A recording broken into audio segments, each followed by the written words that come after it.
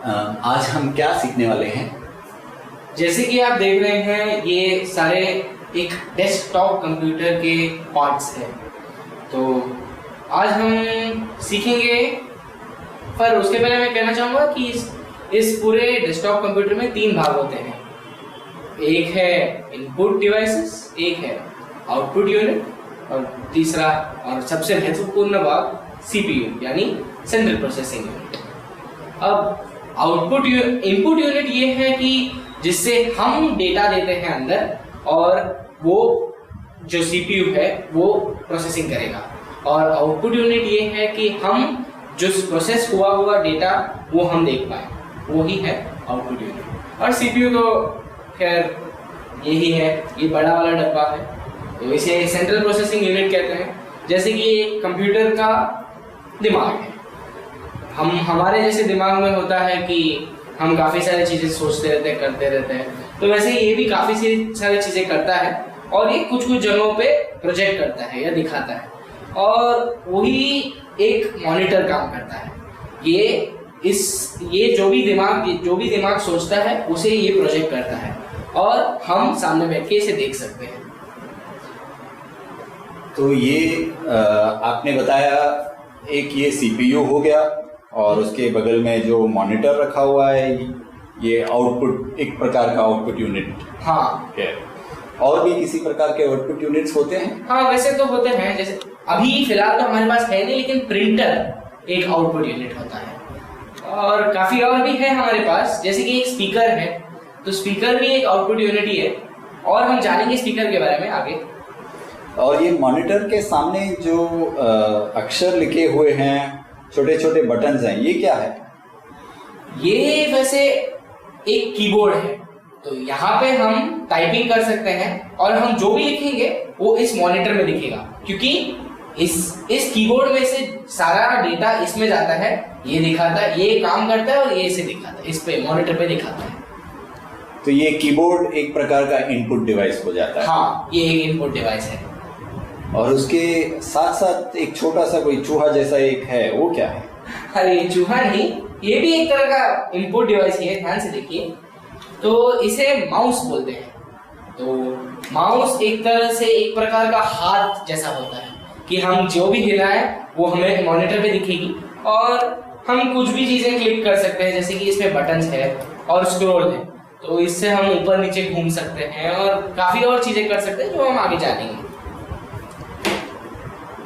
और उसके साथ साथ आपने पहले ही बताया था ये एक स्पीकर है शायद, जो एक आउटपुट यूनिट होता है। हाँ, इसका क्या काम है? तो जैसे कि पहले भी मैंने बताया था कि स्पीकर एक आउटपुट यूनिट होता है। इसमें से हम आवाजें सुन सकते हैं। जैसे कि अगर आप गाना सुन रहे हो तो ये सीपीयू से कनेक्ट हो जाती है और ये आवाज दे देती है हमें। और जैसे कि आप ये छोटा सा एक चीज देख रहे हो ऊपर, तो ये जो चीज है इसको हेडफोन बोलते हैं।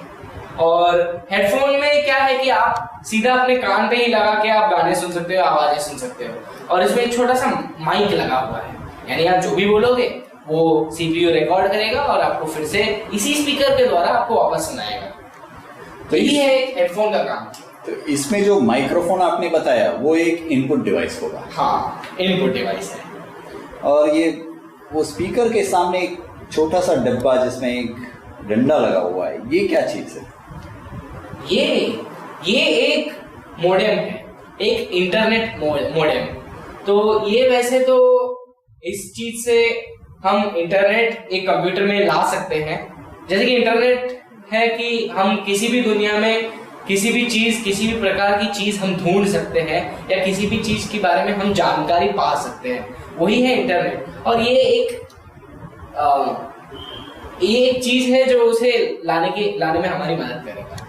आगे हम और जानेंगे इसके बारे में। एक और छोटा सा जो वस्तु है सामने, शायद वो कैमरा जैसा कुछ लगा हुआ है, ये क्या है? तो ये एक वेबकैम है। तो इसे आप मॉनिटर के ऊपर लगाते हैं और सीपीयू से कनेक्ट करते हैं, तो ये आपका झट से एक फोटोग्राफ खींच सकता है, या आपका एक लंबा वीडियो निकाल सकता है, या आप जैसे कि इंटरनेट से आप अगर कनेक्ट हो जाओ तो आप स्काइप या वेरियस और भी अलग अलग तरह के सॉफ्टवेयर्स है जिसके साथ आप दुनिया के किसी और कोने में जो भी आदमी बैठा है उसको आप देख सकते हो और उसके साथ चैटिंग भी कर सकते हो। तो ये उसी का काम है, ये उसका काम है। उसमें एक छोटा सा डॉट जैसा कुछ है, वो क्या माइक है उसमें? हाँ, ये एक है तो माइक है। जैसे कि आपने एक बड़ा माइक भी देखा है और एक छोटा माइक भी देखा है। तो इसी प्रकार से ये वेब कैमरा भी एक इनपुट डिवाइस होता है। हाँ, एक इनपुट डिवाइस है। और ये जो पीछे एक बड़ा बक्सा लगा हुआ है स्पीकर के पीछे, ये क्या काम करता है? ये वैसे तो एक UPS है, यानी अनइंटरप्टेड पावर सप्लाई। यानी जैसे कि हम शहरों में रहते हैं या गांव में रहते हैं तो पावर कट्स बहुत होते रहते हैं, तो अचानक ही बिजली चली जाती है। लेकिन अगर ये आपके कंप्यूटर के साथ जुड़ा हुआ रहेगा तो ये कुछ क्षणों के लिए आपको पावर देगा, यानी थोड़ी देर के लिए आप अपने कंप्यूटर को बिजली जाने के बाद भी इस्तेमाल कर सकते हैं। तो इससे काफी फायदे हो सकते हैं। आप अपना काम अच्छे से खत्म करके फिर शट डाउन कर सकते हैं। हाँ, और ये कोने में जो सफेद कलर का रखा हुआ है जिसमें स्विच वगैरह लगे हुए हैं, ये क्या चीज है? तो ये एक ध्यान दीजिए, ये एक एक्सटेंशन कॉर्ड है। तो इसका इसके काफी उपाय हैं। जैसे कि आप देख सकते हो इसमें काफी सारे पोर्ट्स लगे हुए हैं, तो इसमें आप काफी सारी चीजें डाल सकते हैं। पर ये एक बहुत ही महत्वपूर्ण हिस्सा है, क्योंकि आपके घर में हर बार बहुत सारे प्लग पॉइंट्स नहीं होंगे, तो आप एक ही प्लग पॉइंट में डाल के इतने सारे पा सकते हैं। तो हर एक के लिए एक लगा के आप इस्तेमाल कर सकते हैं। तो ये काफी फायदेमंद चीज है। और ये इसके साथ साथ कई सारे केबल्स भी लगे हुए हैं, ये सब जोड़ने के लिए काम आते हैं। हाँ, काफी सारे जोड़ने के लिए काम आते हैं। जैसे कि ये नीला वाला दिख रहा है, इसको हम VGA या डिस्प्ले कॉर्ड बोलते हैं। तो ये इसका एक हिस्सा CPU से जुड़ता है और एक हिस्सा मॉनिटर से जुड़ता है, तो अभी हम CPU में जो भी हलचल हो रहा है वो हम मॉनिटर में अच्छी तरीके से देख सकें। और जैसे कि आप देख रहे हैं काफी सारे और भी जैसे मोटे मोटे केबल्स दिख रहे हैं, तो जाहिर सी बात है कि पावर देने वाले केबल्स है, शक्ति देती है। तो इसके दो हिस्से हैं वैसे तो। एक सेकेंड, ये देखिए, ये एक हिस्सा है और ये एक हिस्सा है। ये हिस्सा आपकी स्पाइक गार्ड या एक्सटेंशन केबल में जाता है और ये एक हिस्सा मॉनिटर या CPU में किसी में भी चला जाता है, जिससे मॉनिटर या CPU को हर वक्त शक्ति मिलती रहती है। ये सारे आपके डेस्कटॉप कंप्यूटर के हिस्से होते हैं।